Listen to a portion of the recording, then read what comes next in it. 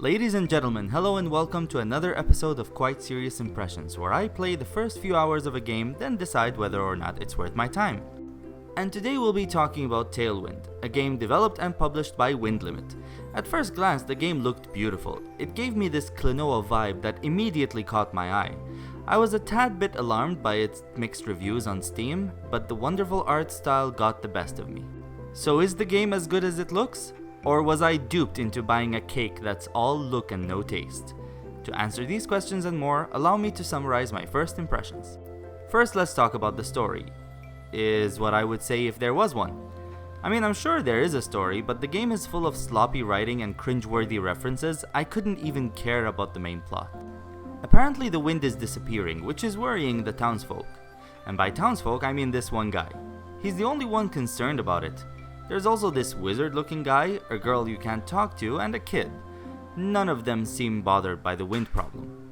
The wizard guy just spews out pretentious life lessons, and the kid makes a Pokemon reference that is so out of place, he could have just said, "I'll be back," and it would have made just as much sense.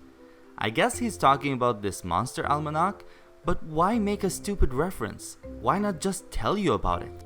And call this nitpicking if you want, but I just can't get over the fact that most of the I's aren't capitalized.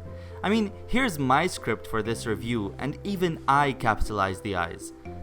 I guess they were too busy making this hilarious Sonic the Hedgehog joke. There's also this door that supposedly leads to Grandpa Isaac's basement, but it's locked for now, so we'll get to it later. As I mentioned before, the visuals are wonderful, but they aren't without their flaws. For example, there's this weird glitch in the parallax scrolling that I couldn't help but notice. It doesn't affect the gameplay, thankfully, but it's such a huge oversight. There's also this enemy that jumps out of a hole. When you kill it, or every time it jumps out, the hole disappears. How hard is it to make the enemy and the hole two different sprites?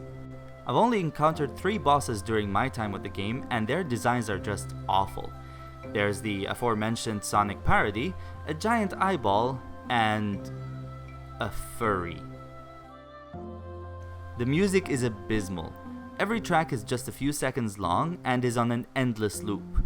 Now, the tracks themselves aren't that bad, but when you listen to the same mediocre loop for 6 minutes straight, you will most likely lose your sanity.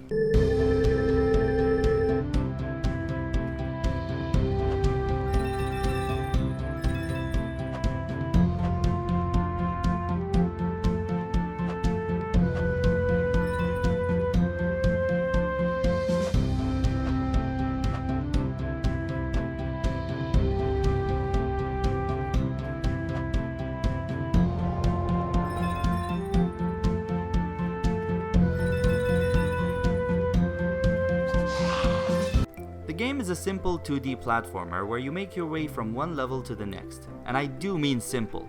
You jump, you glide, you swish your cape to attack, and you collect feathers. That's basically it. No power-ups, no health bar, no special attacks. What you see is what you get. Of course, that's not necessarily a bad thing. A game can still be simple yet fun if done right. This game, however, was not done right. The level sequence is very similar to that of the classic Sonic games, where each unique zone contains 2 levels and a boss fight at the end. The town acts as this game's hub world. There, you can retry levels to attempt 100% completion.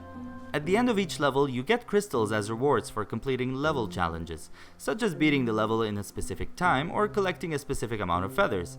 I assume these crystals are for unlocking bonus levels. However, trying to collect these crystals is such an exasperating task. See, when you die, your timer does not reset, but your feather count does. So if you die halfway through a level, you have no chance of beating the level in the required time or having the required amount of feathers. And if you die after reaching a checkpoint, you might as well restart the level. But even that is unnecessarily annoying. To restart a level, you have to return to town and re-enter the level from there. Why not just add a restart level option?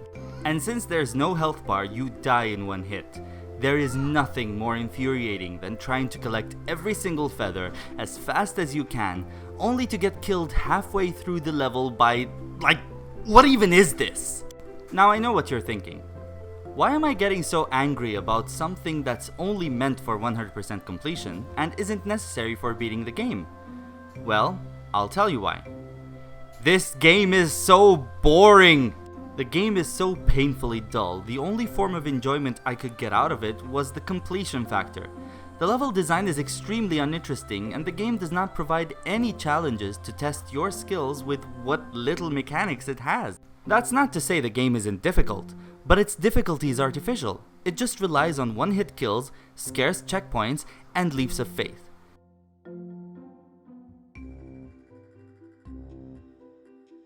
The boss fights aren't any better. Repetitive attack patterns with zero challenge other than the fact that you die in one hit. Credit where credit is due though. Zone 4 does have challenges that test your gliding skills. I think I'm done with this game. Remember that locked door I mentioned? Well, this is what you'll find behind it. Apparently this is the Grandpa Isaac they're talking about. Now, I don't know if Wind Limit got permission from Edmund Macmillan to connect the Binding of Isaac's story with Talewind's, but if I were to assume based solely on the game's quality, I'd say they probably didn't. It's clear that Wind Limit put all their effort on the art and forgot everything else. What we ended up with was a beautiful looking game with boring gameplay and an uninteresting story. Overall, the game isn't worth your time. It's $8.99 on Steam, and I genuinely think it isn't even worth half that amount. Now, if you'll excuse me, I'm gonna go play some Klonoa to wash out the bad taste this game left in my mouth.